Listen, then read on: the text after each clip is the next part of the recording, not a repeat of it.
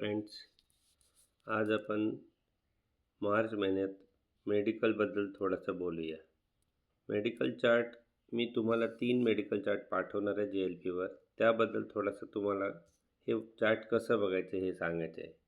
या non medical चार्टचा जो पहिला चार्ट आहे त्याच्यात ग्रुप 1 प्लान्स लिहिलेला आहे आणि ग्रुप 1 प्लान्स हे 717, 736, 745, 749, 760, 771 अँड PWB रायडर आणि ग्रुप 2 प्लान्स आहे 714, 715 आणि 733. या ग्रुपप्रमाणे आपण मेडिकल करतो. आपले बहुतांश प्लान 736, 745 असतात आणि काही प्लान्स 2 ग्रुप सेकंड ग्रुपमध्ये 715 आणि 733मध्ये येतात. असं गृहीत धरू की आपण ग्रुप 1चे प्लान विकत आहोत. तर 18 ते 35मध्ये नॉन मेडिकल जर्नल माणूस जे असतो, इथे लिहिलेलं आहे बघा, non medical general for literate male and literate females live having own income and literate हाऊसवाईफ्स.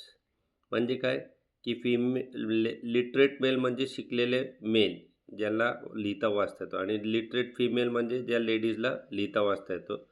Having own income ज्यांचे स्वतःचा इन्कम आहे अँड लिटरेट हाऊसवाईफ्स आणि लिटरेट हाऊसवाईफ म्हणजे जे शिकलेली आहे लिहिता वाचता येते अशी हाऊसवाईफसुद्धा याच्यात येते नॉन मेडिकल जर्नलमध्ये. आता आपण बघूया 18 ते 35 वयाला ग्रुप 1मध्ये 12,00,000, 36 ते 45 8,00,000 आणि 46 ते 50 5,00,000पर्यंत मेडिकल लागत नाही.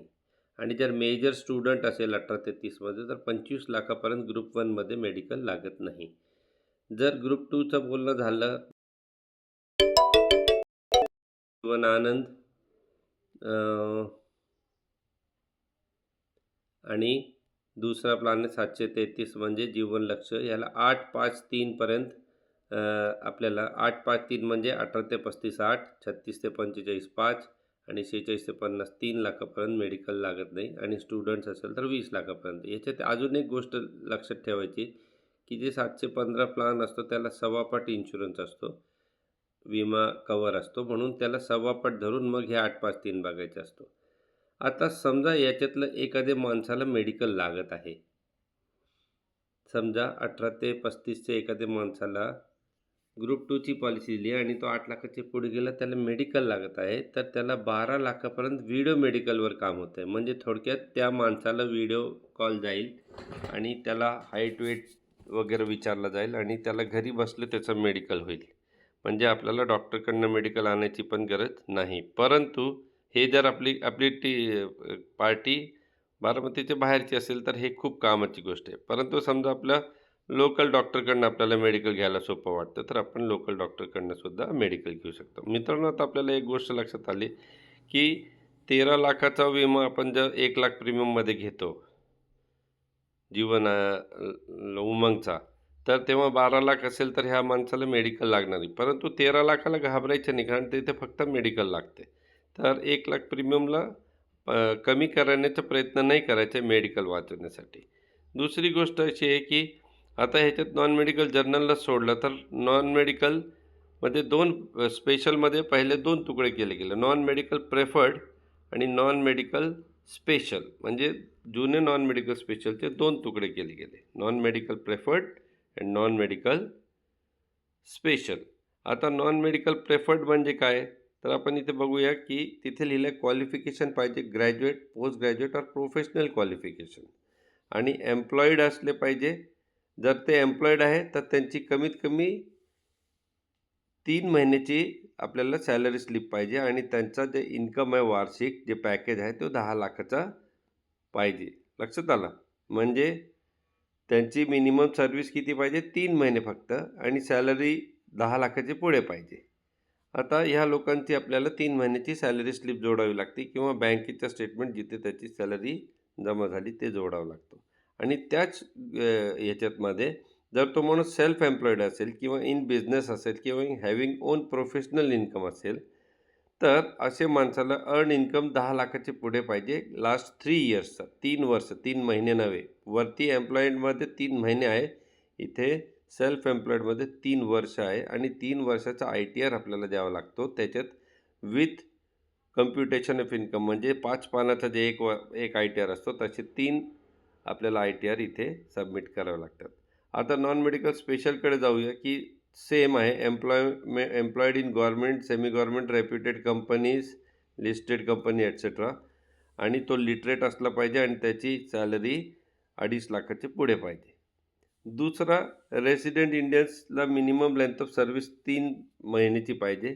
म्हणजे सर्व्हिसमध्ये असेल तर 3 वर्ष आणि NRI असेल तर मिनिमम सर्व्हिस 1 वर्ष.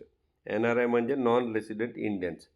Professionals having professional income above 2.5 lakhs for each 3 years up to age 35 1 year income allowed. म्हणजे 35 वर्षापर्यंत 1 वर्षाचं इन्कम अलाउड आहे. परंतु जर तुमचं वय 35च्या पुढे आहे आणि तुम्ही प्रोफेशनल इन्कम आणताय तर ते 2.5 लाख रुपये लास्ट 3 वर्षाचे आपल्याला पाहिजे. आणि जर तुम्ही बिझनेस पर्सन आहे किंवा सेल्फ एम्प्लॉईड आहे, मिनिमम क्वालिफिकेशन तुमच्या SSC पाहिजे आणि तुमचा मिनिमम इन्कम 10 लाखाची पुढे पाहिजे, ते पण गेले 3 वर्षाचं. आणि ह्याच्यासाठी तुम्हाला इन्कम प्रूफ द्यायचे आहे, तो 3 वर्षाचा ITR पाहिजे, तो पण कम्प्युटेशन ऑफ इन्कम. इथे लिहिलं आहे income proof not required up to 25 lakhs TRSA total rated sum assured. याचा अर्थ आपल्याला 25 इयर्सपर्यंत जर असेल तर नियमानुसार ते आपल्याला ITR नसेल तरी आपल्याला बँकेचे स्टेटमेंट आणि त्याचं इन्कम कुठून आलं त्याचा काहीतरी पुरावा द्यावा लागेल.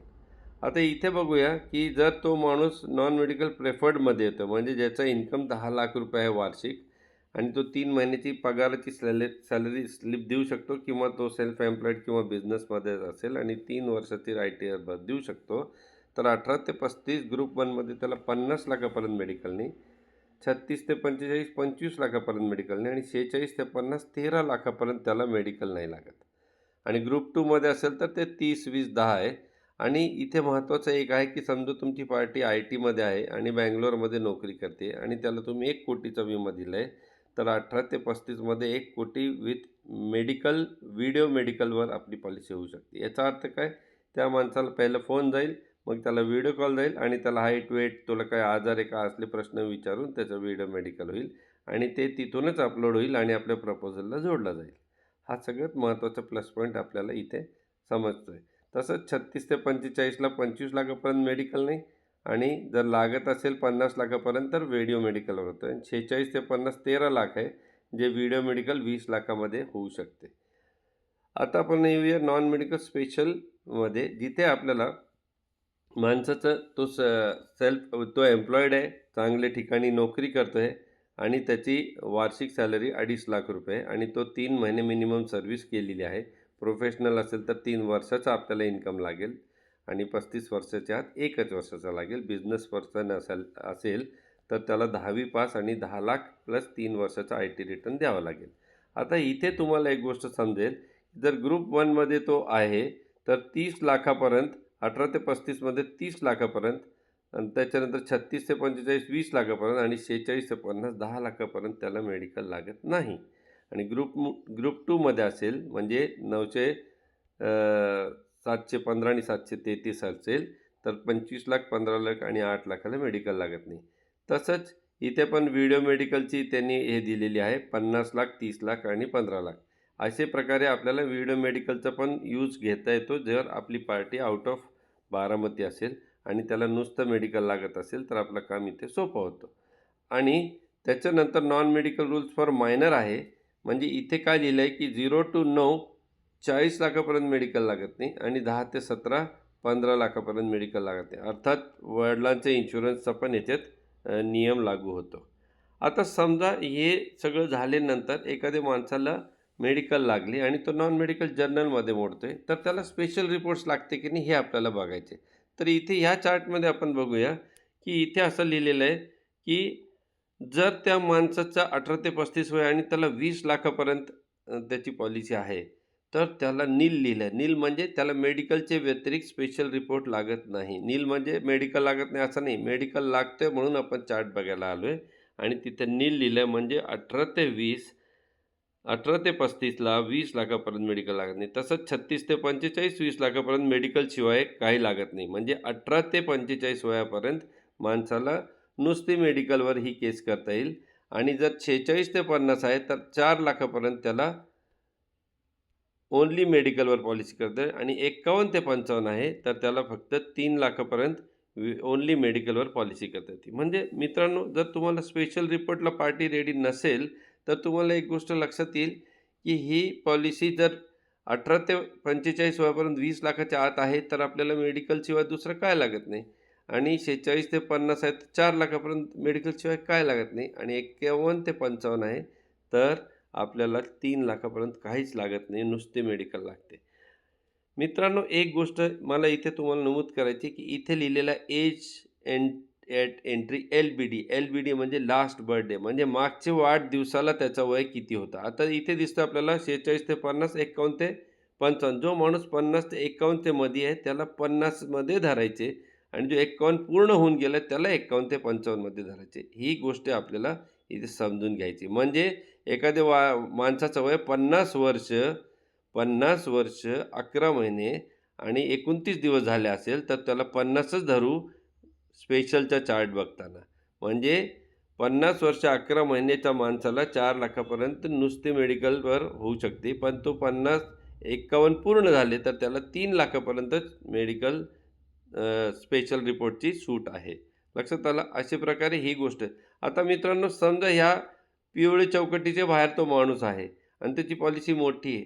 तर पार्टीला तू तुम्हाला हे विचारायची गरजच नाही आहे, की स्पेशल रिपोर्ट कुठले लागेल. कारण LIC प्रपोजलची डाटा एंट्री केल्यानंतर TPAला मेसेज पाठवते, की ह्या माणसाचा अमुक-अमुक मेडिकल घ्या. आपलं काम फक्त पार्टीला जाऊन मेडिकलच्या समोर उभा करायचा असतो आणि पार्टीकडनं ते माणसं ब्लड, युरिन आणि ECG वगैरे घेतात आणि पार्टीला सगळं फ्री असतो. म्हणून पार्टीलाही काही अडचण नसते. ब्लड घ्या, युरिन घ्या, ECG घ्या, काय पण घ्या. मला रिपोर्ट फुकट देणार असेल तर माझी टेस्ट करून घ्या. म्हणून पार्टीची अडचण नसती आणि आपली अडचण फक्त त्याला तिथपर्यंत नेण्याची असते आणि तिथून रिपोर्ट कलेक्ट करण्याची. म्हणून काय रिपोर्ट लागणार ह्याच्यावर जास्त लक्ष न देता त्याला तिथपर्यंत कसं नेता येईल आणि त्याला ब्लड, युरिन वगैरे देऊन त्याची रिपोर्ट कसा आणता येईल ह्याच्यावर आपला भर असला पाहिजे.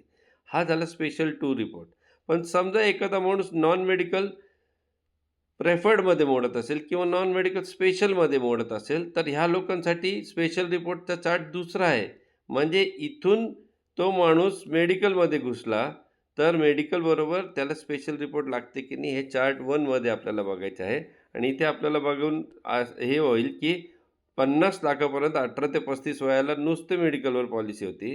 36 ते 45 नुसतं 30 लाखापर्यंत नुसते मेडिकलवर होती.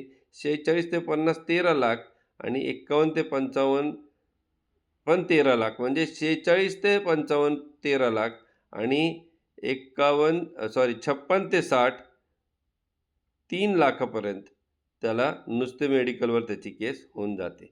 तर मित्रांनो, जर आपल्याला कळलं की हा माणूस नॉन मेडिकल प्रेफर्ड किंवा स्पेशलमध्ये तर चार्ट 1 बघायचे. इतर वेळेला आपल्याला चार्ट 2 बघायचे. म्हणजे हा चार्ट 1 आणि चार्ट 2 कधी बघायचे? जर एखाद्या माणसाला मेडिकल पहिला चार्ट हा चार्ट बघितल्यानंतर जर त्याला मेडिकल लागत असेल, तर त्याला स्पेशल रिपोर्ट्स लागते का हे बघण्यासाठी आपण चार्ट 1 आणि 2चा वापर करतो. त्याच्यात बहुतांश आपण चार्ट 2चा वापर करतो, कारण आपली पार्टी नॉन मेडिकल प्रेफर्ड किंवा स्पेशलमध्ये नसते आणि म्हणून आपण चार्ट 2चा वापर व्यवस्थित करतो. मला असं वाटतं की आपल्याला इथून एक गोष्ट कळाली की 20 लाखापर्यंत 45 वयापर्यंत आणि 4 लाखापर्यंत 50 वयापर्यंत ती पार्टीला नुसतं मेडिकलवर केस करून ग्रीन चॅनलमध्ये पास करता येते. अजून मित्रांनो एक गोष्ट आहे, आपल्या ब्रांचचा ग्रीन चॅनलचा साहेबांचा लिमिट 30 लाख आहे. म्हणून नुसती मेडिकलवर 20 लाखापर्यंतची केस जी आहे ती आपल्याला ब्रांचमध्ये करता येते. म्हणून जास्तीत जास्त काम करताना मोठी पॉलिसी करण्याचा प्रयत्न करूया. लवकर MDRT होण्याचा प्रयत्न करूया आणि हे तिन्ही चार्ट मी तुम्हाला जे LPवर पाठवून दिलेले त्याचं प्रिंट काढून हा व्हिडिओ बघितला तर तुम्हाला माझं म्हणणं व्यवस्थित लक्षात येईल. Thank you very much and wish you a very happy March.